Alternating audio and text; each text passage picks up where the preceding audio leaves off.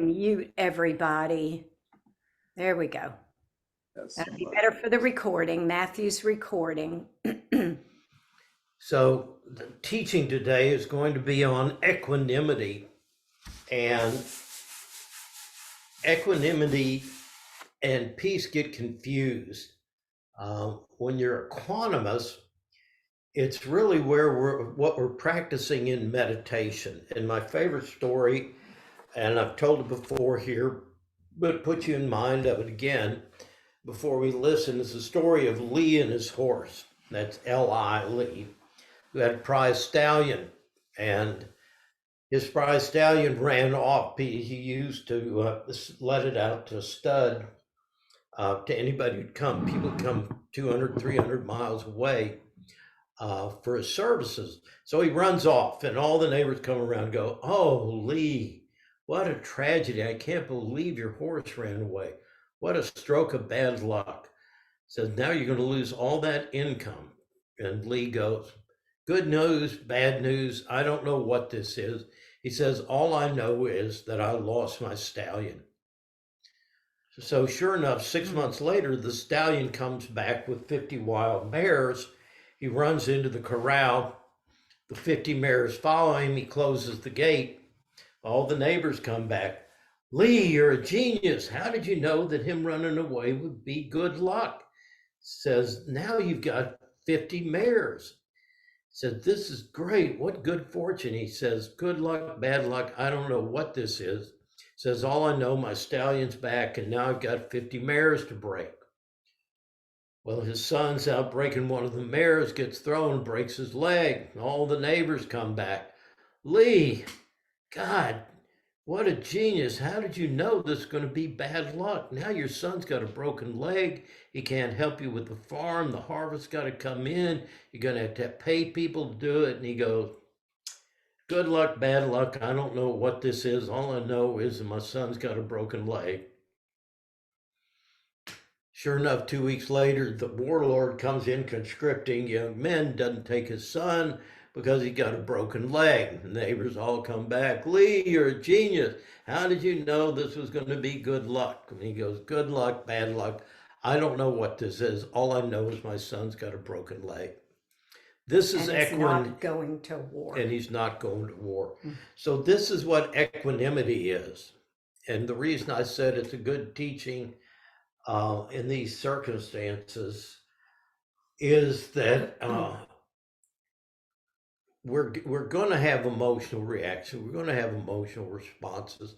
But how quickly do we get back to that place where I'm not being controlled by emotions and I'm in the present moment? If you notice, every time Lee comes back to what's happening right now, my horse is gone.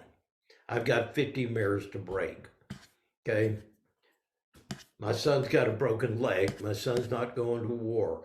That's what's happening. All these other things are drama around it. So having that capacity to not be carried away with the emotions of the moment, to get, we would call it now with the polyvagal theory, to go back ventral, to not get into fight or flight, to not go dorsal and feel totally helpless in the face of what's happening, but to be in a place where I'm here, I'm present, I am I feel grounded, I feel connected, I feel spacious, and I see opportunities. And so this is the power of being ventral and staying ventral. And this is really probably the summary of all the places and benefits of meditation. It's why Steve Jobs used it in his business dealings. It's why we use it in sports psychology, because that present moment puts you a half second ahead, but that half second makes all the difference in the world in terms of your capacity to see options and to move in ways that are a benefit to the whole instead of serving ego. So remember, whenever we're dorsal, whenever we're in that fight or flight mentality, we are being dominated by ego. So this is the way to get to the place where we can see and operate in a bigger place. So let's listen to Pema, see what she got to teach. Okay, so her teaching today, last week we listened to Unlimited Joy and Sympathetic Joy. Today is Unlimited Equanimity. So now I'd like to talk about unlimited equanimity. Although the four limitless ones go in the order of Maitri, compassion, joy, and equanimity, sometimes it's taught that equanimity comes first. And I said that what made these four qualities of Maitri and compassion and joy and equanimity limitless was this growing insight into what is actually the cause of happiness, what is the root of happiness, and what is the root of suffering. That as our insight into that begins to grow, the qualities become more and more limitless, not just limited to the one we love, and we don't want to feel these things for the person that we dislike. And I suppose that is a way of talking about equanimity. But when Longchenpa teaches this, that actually if you do equanimity first, if you do a contemplation on equanimity first, then the Maitri and compassion won't get stuck in some kind of limited Maitri or limited compassion. If you work first with equanimity as a contemplation, it sort of lays the ground for this bigger perspective on what's possible with developing Maitri and with developing compassion and joy as well. And again, it's very much a question of melting. And in this case, melting the distinctions we have between particularly attraction and aversion. So getting in the habit of catching ourselves when we feel attraction, when we feel aversion, and any other hard feelings, but actually catching them as soon as we can, maybe even before they're completely hard. But even if they're quite hard, it's never too late to melt the whole thing.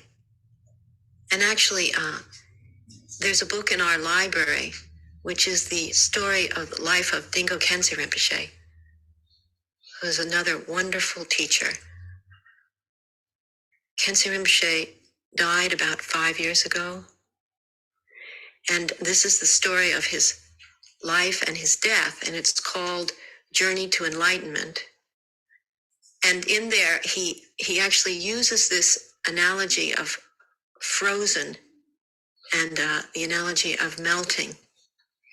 And he talks about the winter time and how in the winter time in Tibet, everything froze solid. And when I was reading this, it was the middle of winter here and everything was frozen solid. When the winter comes to Cape Breton Island, the ice floats down from Labrador and it comes into this Gulf of St. Lawrence and freezes solid for about 5 miles out, so that it appears that we have a frozen ocean here. And there's an island down the coast away that the only way the people who live on that island can get there in the winter is they drive their cars and trucks across the ice. So it's really strong. Then Khyentse Rinpoche talks about how in the spring, the earth begins to soften up and the ice begins to melt. That sometimes in the middle of the winter, you think it will never melt. And around here, the ice was in until about the beginning of May. We did think maybe it was going to never melt this year. You think maybe this year it's never going away. So we feel that about ourselves as well. And he uses this as the image for our own being and how it gets frozen like that. It gets so hard and fixed in patterns that the actual real quality of our being and the real quality of reality altogether seems to be very far away. The fluidity and flowing quality of the rivers in the spring and in the summer, and of the ocean when the waves are crashing and moving and the tides are going in and out, all of that seems very far away when it's frozen solid. But then he says this really great thing. And he said, but when it melts, is that water really any different than the ice? They're actually the same thing. Ice is just frozen water, and water is just melted ice. And that you should realize that even at the most frozen of times, the actually living water, that whole basic goodness, that basic quality is never gone. It's still there. It's right there, inherent in the ice. No matter how hard we harden down, no matter how much we freeze up, right there in the frozenness of that feeling of being like a rock or being like frozen ice, its very nature is actually still the same as the basic nature, the basic goodness, the water. And I think that's very encouraging, that it's actually never gone. And then engaging in what you could call the melting practices. You could say shamatha vipassana is a melting practice, seeing the nature of thoughts and emotions as actually not that solid, seeing their true nature. An emotion or thought that seems like frozen ice, you could actually see that it's not that solid. And the Maitri and compassion practices, these are definitely melting practices, ways of softening. So it's helpful to think of equanimity as a fruition and also as path. Because if we're always just talking about it as fruition, well, face it, it just makes us feel kind of poverty-stricken. So at the level of fruition, or the absolute level, equanimity is this vast mind. You could say it's a mind that we could experience in the beginning in glimpses, or as you meditate over the years, the glimpses get more of a kind of an open mind. In the beginning, there are no gaps, and then gradually there are more gaps. So at a fruition level, that's what equanimity is. It's that vast mind that doesn't narrow down into for and against, into picking and choosing, liking and disliking.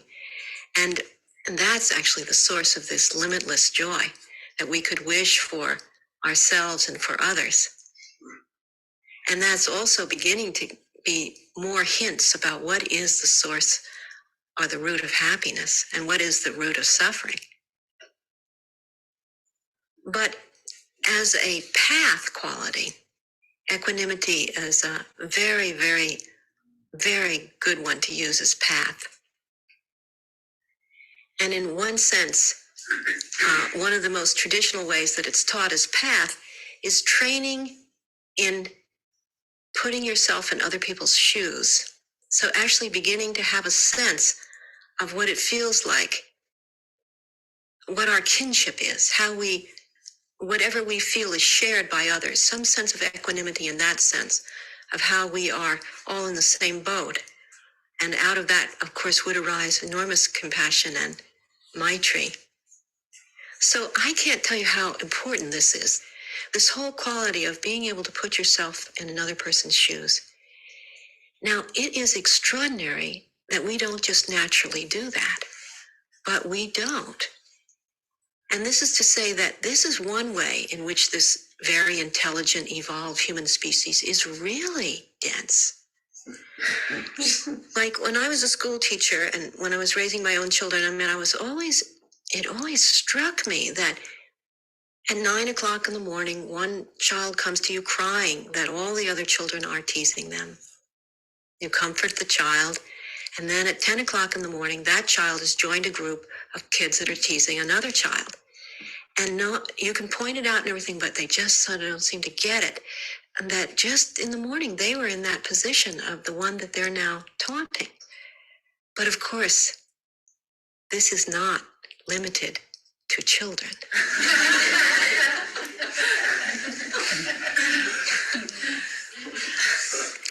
So if we think of this, we can think of a lot of stories. usually about other people. Because actually, when we do it ourselves, that's the whole point. We just aren't catching it. And if you catch it, then you actually have exchanged yourself for others. Whenever we feel any strong emotion, it doesn't actually just have to be limited to where it's pointed out to us that we're doing the same thing that we've been criticizing others for. It can simply be any strong emotion at all. When it arises, you can catch it.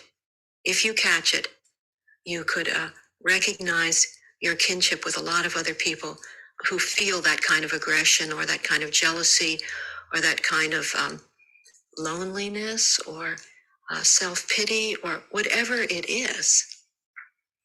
Just using. So equanimity as path is often taught as putting yourself in other shoes. So you begin to see how we really all are the same at the basic level of what causes pain and what causes happiness.